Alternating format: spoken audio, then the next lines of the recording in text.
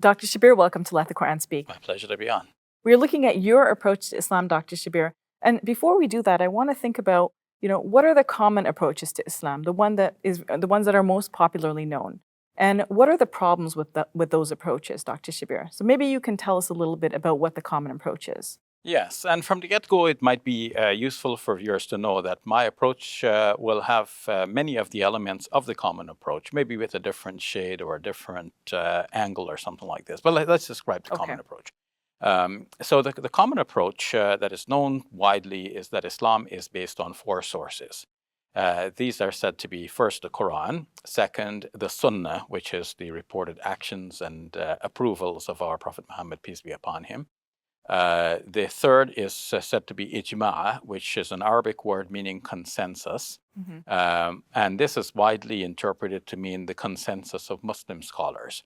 And fourth is Qiyas, which means analogy, or reasoning by way of analogy. So to put that in brief terms, it's like we have something already mentioned in, let's say, the Quran or the Sunnah, and we have a new issue arising that's not quite mentioned, but this new issue is similar to one that is already pronounced upon in the Quran or the Sunnah. So we can say, okay, the same pronouncement that belonged to the already given case can apply to this new case as well.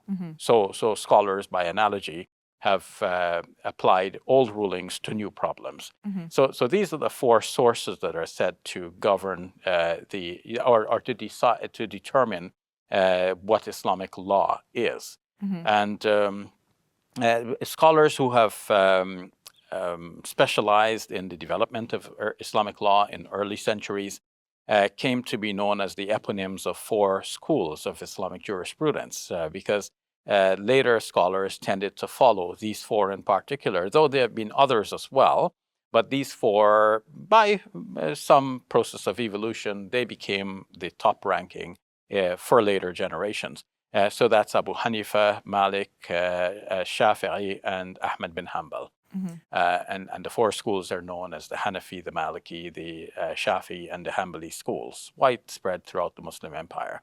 Now, because they're called schools because a whole school of scholars followed, not by, I don't mean a school building, but I mean a whole array of scholars throughout the generations aligned with a particular way of thinking, a particular methodology of deciding, like, how do you take the Quran, how do you take a hadith, which kinds of hadith do you take as being more authoritative than the other ones, and so on. So principles were set forth, and based on those principles, individual rulings are arrived at, and the rulings are different from one school to another, especially in finer points, but widely agreed upon in most major points.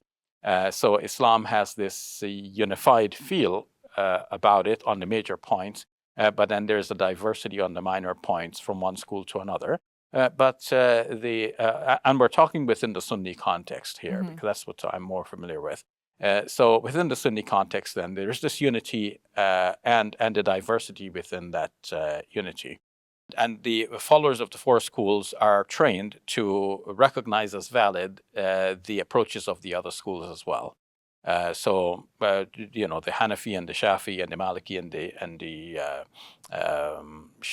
which one am I missing? The four schools, the Shafi. So the founders of the followers of the four schools can be praying side by side in the same mosque, and they can get along, and one wouldn't be accusing the other of diluting or misrepresenting the faith. These are all thought to be valid approaches.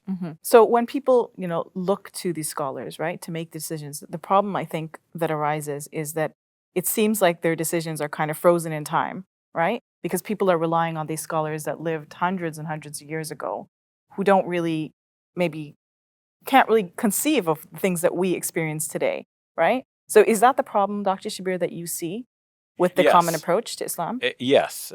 And I would say not only frozen, but concentrated. Concentrated, Almost like, you can buy a can of frozen concentrated orange juice that you drop into a jug and you add water and you can dilute it to taste.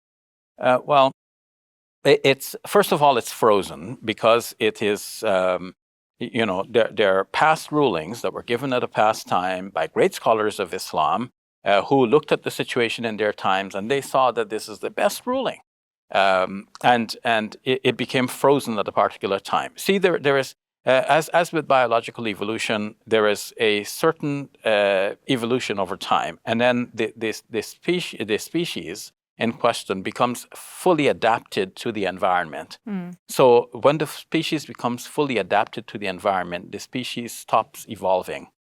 But then, if the species now reaches this stage of evolution and is not able to evolve and adapt, and the environment continues to change, then what happens is that the species becomes extinct. The species can no longer function in the new and changing environment. So that's part of what is happening with us. So it's a past ruling. It was great for the time. And actually, this is only the end result of a long process of evolution. In that process, scholars were differing with each other. They were revising old verdicts and so on. But comes a time when somehow the Muslims got complacent and they thought, oh, those were great scholars in the past. What they said, this is the final thing, and we're not going to revise that. So they even got into the mode of thinking that the gates of ijtihad are closed. And what they meant by that is that whole process that we described as Qiyas, looking at this and saying, this is like that, and we're going to give the same old ruling to this new problem and so on. And this is part of a larger scope of thinking that we refer to as ijtihad, which in Arabic is a word that means something like struggling to find the right answer to the questions, or the right application of the religion to new and changing circumstances. So that was going on for centuries.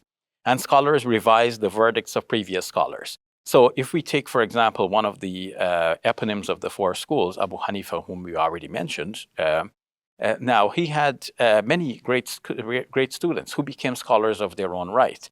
Among them, two are most prominent, Muhammad bin Hassan al-Shaybani and Qadi Abu Yusuf. These two scholars often differed with their teacher, Abu Hanifa, and the two of them often have the same opinion in contradistinction with their teacher.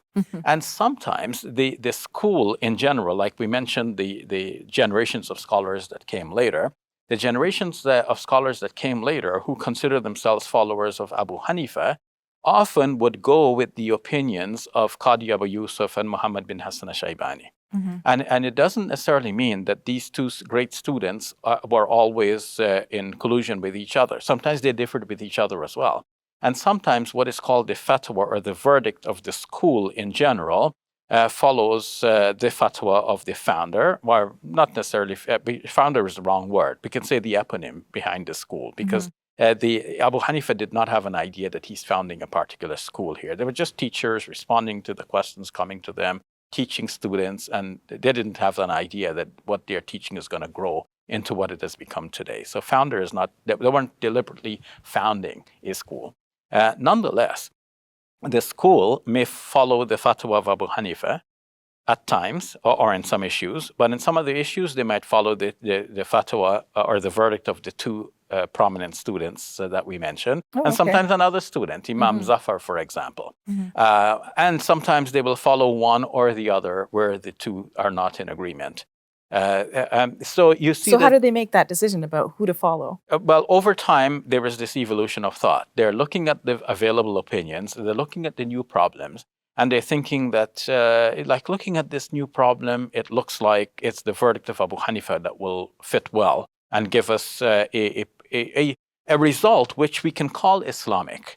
To put it in a different way, there is a great scholar whose name is Ibn al-Qayyim, known as Ibn al-Qayyim al-Jawziyah.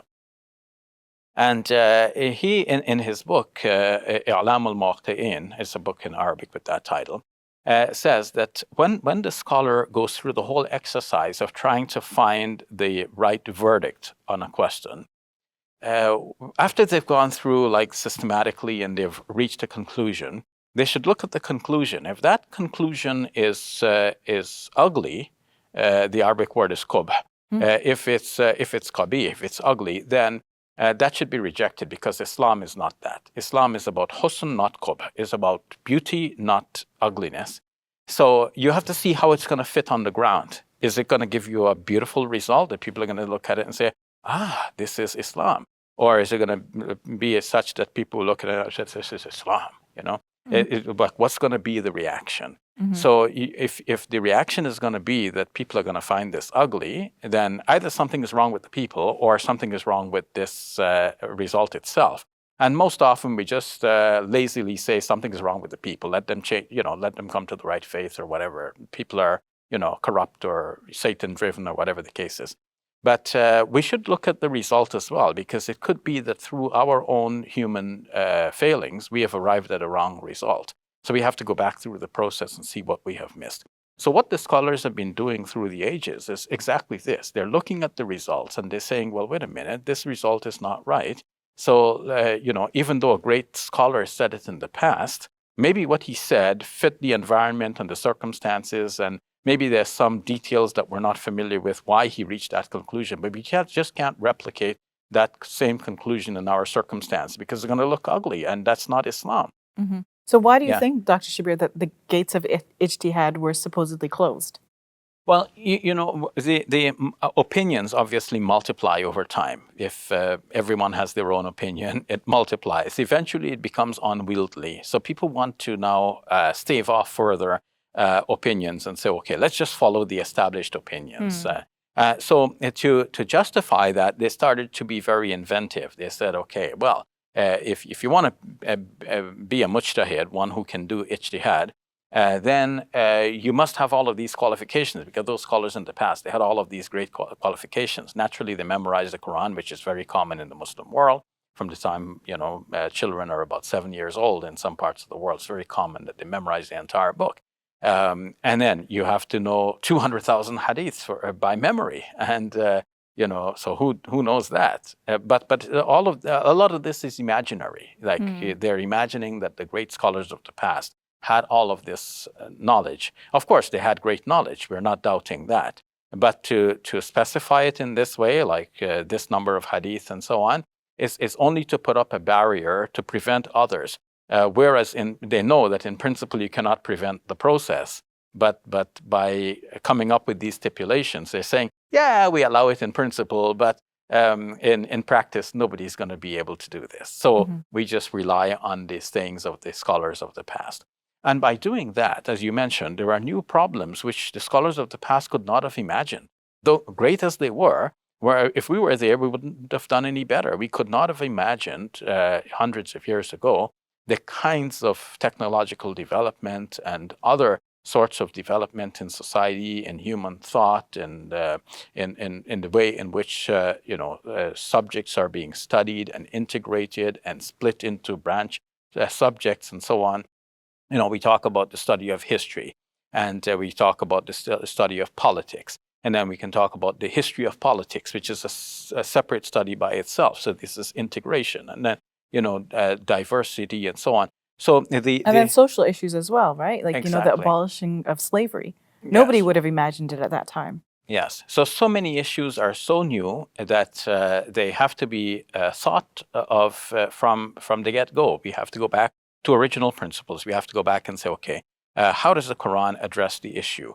How does Hadith relate to that? And we have to just think of all of these anew. Now, what has often happened is that the common approaches are unable to deal with the modern issues, and then they blame the people for not understanding or for not accepting. So all of this called for a new approach, which captures the best of all of the old approaches, but at the same time is willing to tease the boundaries a little bit and to arrive at good results, which are characterized by beauty and not by ugliness. Thank you for explaining that, Shabir. You're welcome. Our videos reach people all over the world. We hope you will seize the opportunity to share in the reward from God. Please support us today.